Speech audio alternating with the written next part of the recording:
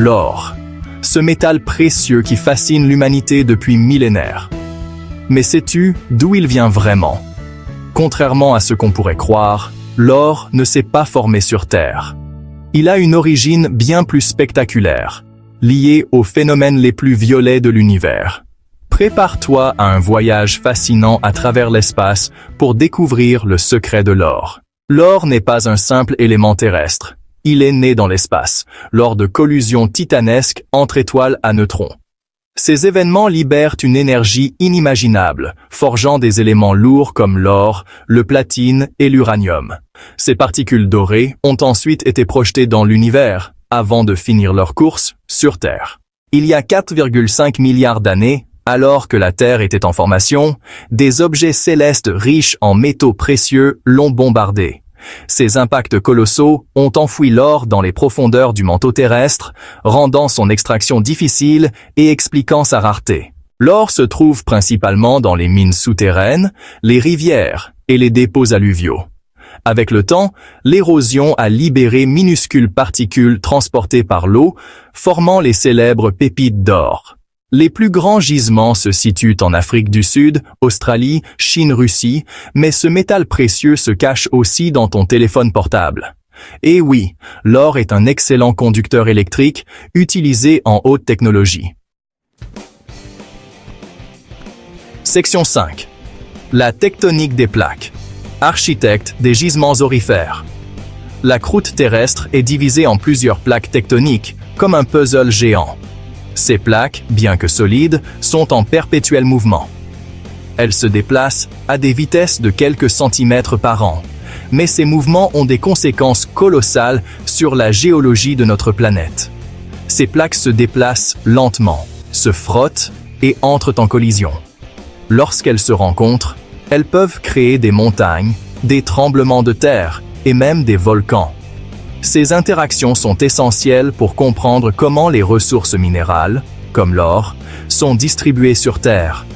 C'est grâce à ces mouvements tectoniques que l'or piégé dans les profondeurs de la Terre peut remonter vers la surface. Les fractures et les failles créées par ces mouvements permettent aux fluides riches en minéraux de circuler et de déposer des métaux précieux. Lorsque deux plaques océaniques entrent en collision, l'une passe sous l'autre, c'est le phénomène de subduction. Ce processus entraîne la formation de fosses océaniques profondes et de chaînes de montagnes sous-marines. Ce processus crée des zones de chaleur et de pression intenses, propices à la formation de magmas riches en minéraux.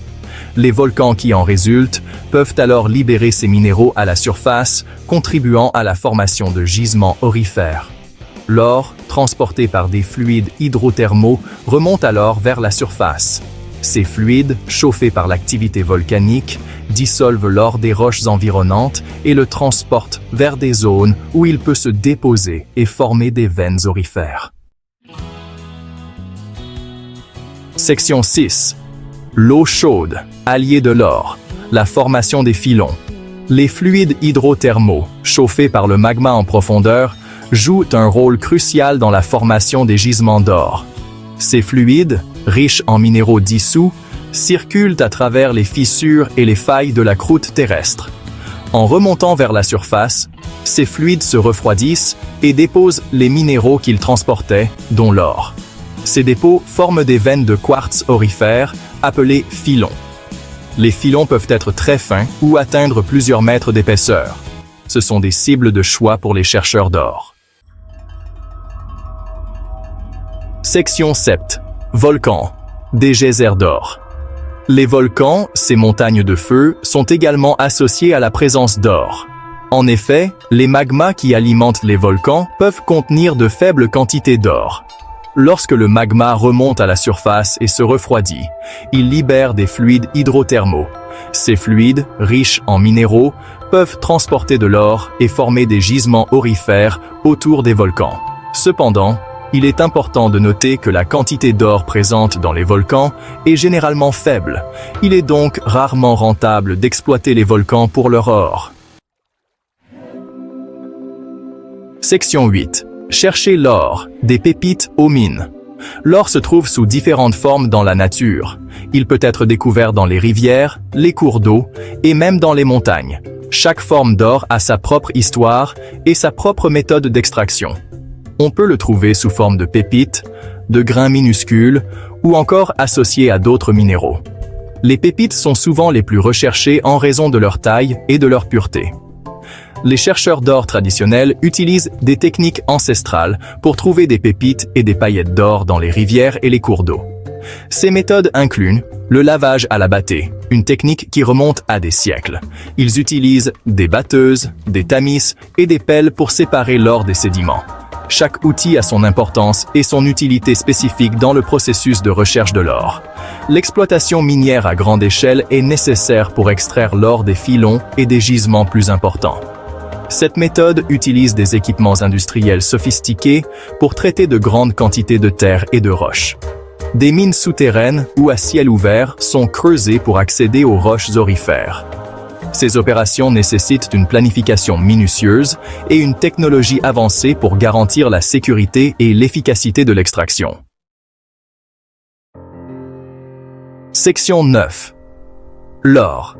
Un impact brillant sur l'humanité. Depuis la nuit des temps, l'or a fasciné et influencé les sociétés humaines. Ce métal précieux, avec son éclat inégalé et sa rareté, a captivé l'imagination des civilisations à travers les âges. Il a servi de monnaie d'échange, de symbole de pouvoir et de richesse. Les rois et les empereurs ornaient leurs couronnes et leurs sceptres d'or pour montrer leur autorité et leur grandeur, et de source d'inspiration artistique. Les artisans et les orfèvres ont créé des œuvres d'art exquises, transformant l'or en bijoux et objets décoratifs d'une beauté intemporelle. La découverte de gisements d'or a souvent provoqué des ruées vers l'or, des événements marquants qui ont changé le cours de l'histoire, attirant des milliers de personnes en quête de fortune. Ces aventuriers, venus des quatre coins du monde, espéraient trouver des pépites d'or et réaliser leurs rêves de richesse. Ces ruées ont eu un impact majeur sur l'histoire et le développement de nombreuses régions du monde. Elles ont conduit à la fondation de nouvelles villes et à l'expansion des infrastructures.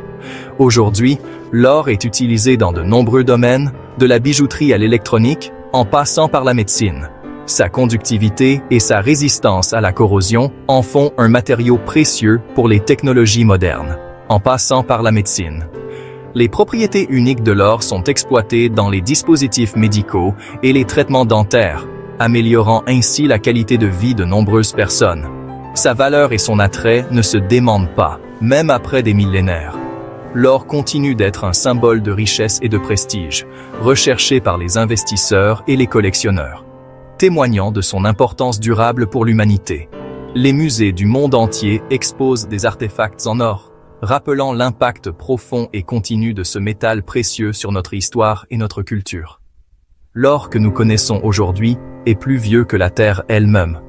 Né des étoiles, transporté par des rouches spatiales et enfoui dans le sol, il continue de fasciner et d'être recherché.